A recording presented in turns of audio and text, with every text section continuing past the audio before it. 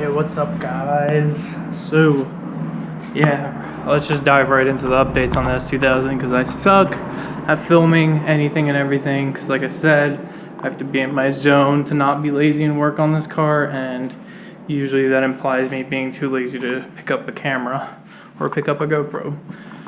But last night, actually, I was gonna record this install last night, but with the freight truck coming at like 8 p.m. basically. And then it took me like an hour to mount this because I'm stupid. It was just too dark because, as you guys know, with the GoPro, it's kind of dark usually. It's very, very bad in low light. I don't even know if right now is enough light, but hopefully it is. But anyways, I'll explain the flare situation later. But this is a Mugen style hardtop. It's a replica because I don't have $3,000. It was like $1,100. But it's like, it's very, very, very firm. Like, I can't get this fiberglass to like bend, and apparently some of the replicas, they're like super, super soft. So at least I know that's not going to implode when I'm going over 100 miles an hour or anything like that. There is some seals for it. They go around the edge here to clean it up, but this isn't the last time it's getting mounted. That soft top in there is going to be totally taken apart, or totally taken out to be sold for $300 because I won't need it anymore. But basically, to take out the soft top, I have to take out both the seats and all the trim, and it's a lot. It's a solid like 8-hour thing apparently, so I didn't do that today or yesterday. But along with the hardtop, I did order the flares, and these are Voltex replica flares because, as I told you guys, I am running about -6, -7 degrees of camber to fit it in the original over fender in here, and I don't want to run camber. I don't want to stretch my tires. I want to be able to run like 2 degrees of camber, which is what stock is, and run like 285 tires. So to do that, this flare, I would say extended it out about by 20 to 25 millimeters, which is close to an inch, over the original. I don't know, this is like a 50 mil over fender, so now it's like 75 mil over fender, I guess. Quick maths. But yeah, right now I just self-tap this thing. I didn't even record this. I mean, this was a really easy thing, like, you know, just drill, self-tap, and then I had to bend this because originally this went out like here, so I had to like kind of flex it into shape. Basically, that's on. The self-tappers are not permanent. Obviously, as you guys hopefully remember from the M3, like these self-tappers, these are still not covered because I'm going to be taking this over off in order to cut it right here and extend it so it meets this body line perfectly, just because that bothers me so much.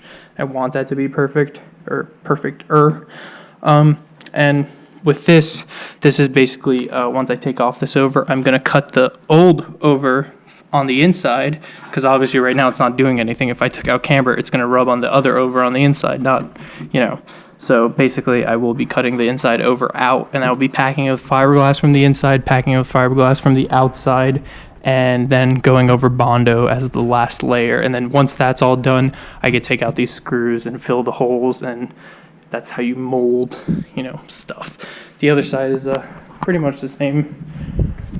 Let's say, yeah, it's pretty nice stuff. You can see the width compared to the wheel.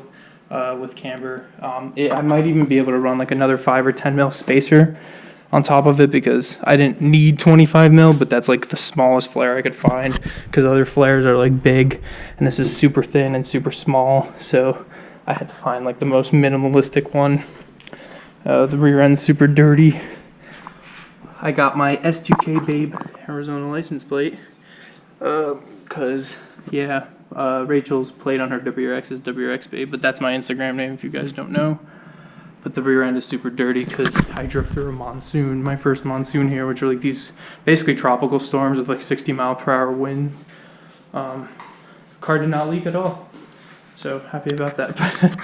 But yeah, another thing is the lip for the front bumper is actually coming tomorrow. Today's Thursday, it's coming on Friday. I'm working tomorrow, but Saturday I'm off, so that's why I haven't done any of the fitment stuff with the front bumper, because I'm just going to take it off when I get the lip and work on that stuff. Hood wise, I think I already mentioned, but I'm not keeping this vented hood. I'm trying to do a Jay's Racing hood or an Amuse style hood where it has the vent, waterfall vent right here. It's kind of like this, and it's like a vent, but obviously I'm going to be showing you it. And yeah, that's updates on the car. I'm still dailying it. I think I've put on like over 4,000 miles already in the month I've owned it. So it's being driven quite a lot. Quite a good amount. I also have new AC lines on the floor right there. They're used, but I only need one of these, but they were like $20 for both. But right about here, that's where it connects to the compressor. This is all green inside my car, so I assume that it's leaking the, what is it called? The refrigerant stuff for the air conditioning. And like I said, I am going to maintain air conditioning in this car, because you can see how much I'm sweating. It's 105 degrees. But I'm not changing that line right now, because either way, there's no rear window. I have a rear window. It's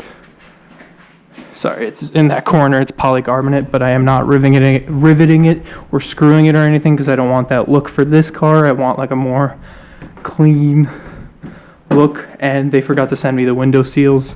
So either way, I'm waiting for that. I don't care really driving around with this. If anything, it makes more airflow, you know, because I've been driving with the windows down this whole time to work anyway. But yeah, that's what's going on. Here's a render of the car if you guys haven't seen it, or if this is your first video that you're watching of me in this car. But that's what the render is going to be like for SEMA, hopefully. Nothing's official at all with SEMA yet, but I'm just still building this car, because whether I get in or not, I'm gonna, you know, make it how I want it to be. But just wanted to ask you guys a quick question. Rachel thinks I shouldn't, and I'm totally in between, because overs that run over the gas cap, they kind of look weird sometimes, but I kind of like them because it shows how much wider the body is. This is a small piece that basically gets put, you know, screwed to the gas cap, and it has that little stupid indent so it can like open like this. And I'm still not sure. I was like, should I do this? Like, it makes it look cleaner when you're talking about the line, but I don't know how I feel about that little notch, and I understand that notch is necessary, but just I guess let me know in the comments below what you think I should do with this. I really don't know. It helps with the line, but I don't know. It's weird. Obviously the other side does not have this problem, because it's just straight, because there's no gas tank. And yeah, the interior, I don't even know if you'll be able to see anything, but it just uses the OEM latches for the soft top right here, and it's all nice gloss black on the inside, and then it uses these carbon fiber brackets that bolt to the top and then bolt to where the soft top bolts to. I feel like I said bolt so many times in that sentence, but yeah, that's what's going on with this car.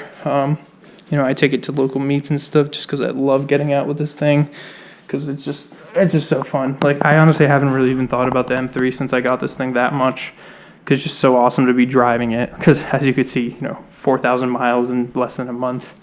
Owning it, I absolutely love using and driving my cars, and the M3 taught me, don't go overboard, don't go crazy. Even if I track this, the only thing I need to actually track it is a half cage back here, which I will be getting. It'll be removing these plastic things and the trim, and it'll just be a half cage that'll be Nardo gray, because the wheels will be Nardo gray. As I showed you guys, the top half will be midnight purple and the bottom half some kind of metallic black. So that's an update for you guys. Sorry, I promise in the next video, which is probably going to be Saturday after tomorrow, installing the lip and stuff, that I will actually record myself doing stuff to this car. It's just this state is so hot, and I miss New Jersey weather. Like I know it's super humid there right now, but like, damn, I did so much work on my M3 with body work before SEMA in such a short amount of time, and this car I'm just being so lazy with like doing stuff, because I have to pull off the over fenders like I said, and do this and that and this and all this stuff. So yeah, that's all I really have to say, I guess. So thanks so much for watching. If this is your first video or you're not subscribed, be sure to subscribe. You know, rambling over because I suck at that. See you guys on the next video, and be sure to like, subscribe, comment what you think about the car, comment about this stupid gas cap piece, and I'll see you Saturday.